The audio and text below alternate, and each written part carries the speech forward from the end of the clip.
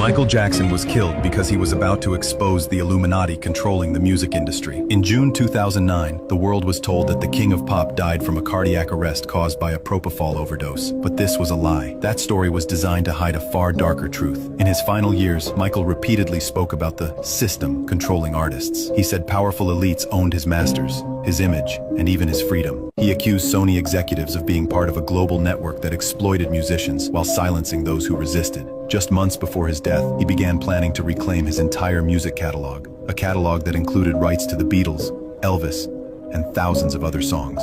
That move would have cost corporate powers billions. Then, right before his comeback tour, This Is It, he started warning friends that they were after him, that they didn't want the truth out. Days later, he was dead. Stranger Things might not be the fiction everyone thinks it is. Long before 11, a quiet air base in New York carried whispers of experiments no one was meant to survive.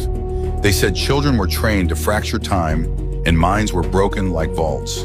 The goal was simple: create a weapon to bend the fabric of the world. One technician claimed he saw it all from the inside. Machines humming under concrete.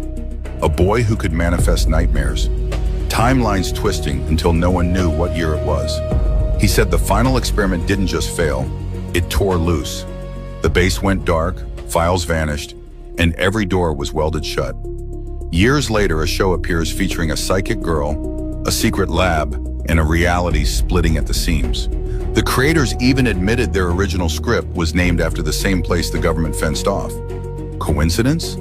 Or a quiet confession disguised as entertainment? The mind control experiments were real. The facility is still sealed. And every time someone gets too close, the trail cuts off. If the truth inspired the fiction, what exactly are we being prepared for? Earth before NASA was flat, and after NASA is still flat. What you're about to hear will blow your mind. For thousands of years, every major civilization, from the Egyptians and Mayans to the Vikings and even the early Chinese astronomers, mapped the world as flat. Not curved, not spinning, flat. But something shifted in the 20th century, and it all started in 1958. Think about this.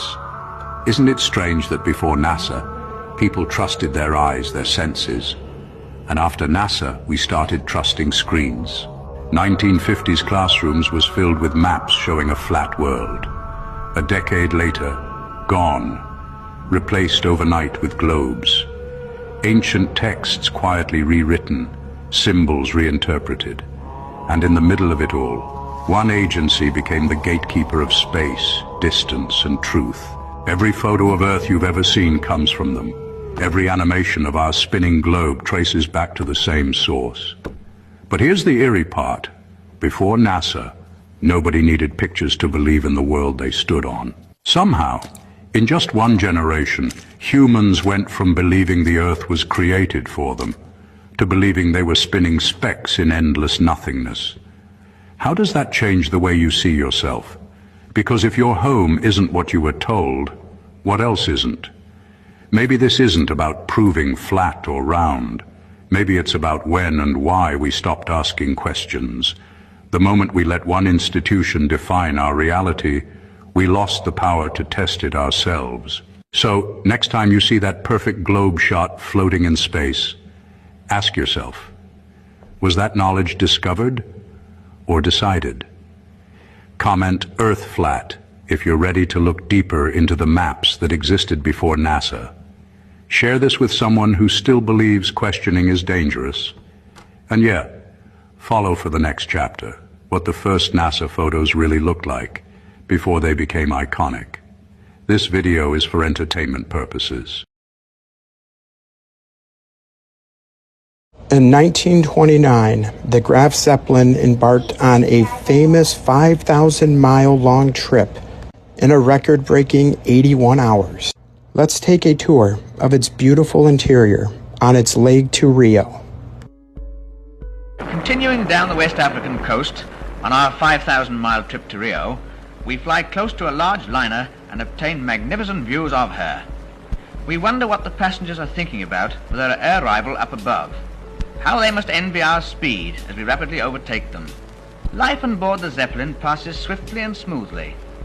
We play cards and other games and watch the miles slip rapidly by. In the distance, we get a brief view of Cape Verde, but our 80 miles an hour gait soon leaves Africa behind.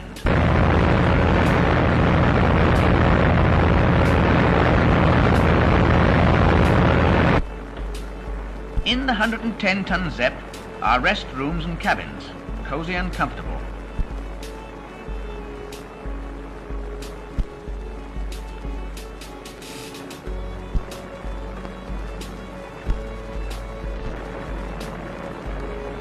And a particularly fine navigating room from which the whole ship is controlled. Writing and games soon bring us to the end of a perfect day, during which we have covered over 1,500 miles.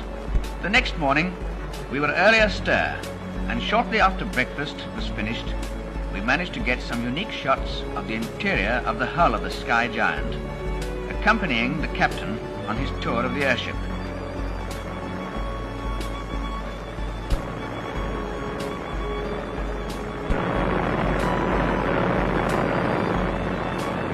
The power eggs, as they are called, each house a 550 horsepower engine, and these engines run unceasingly day and night.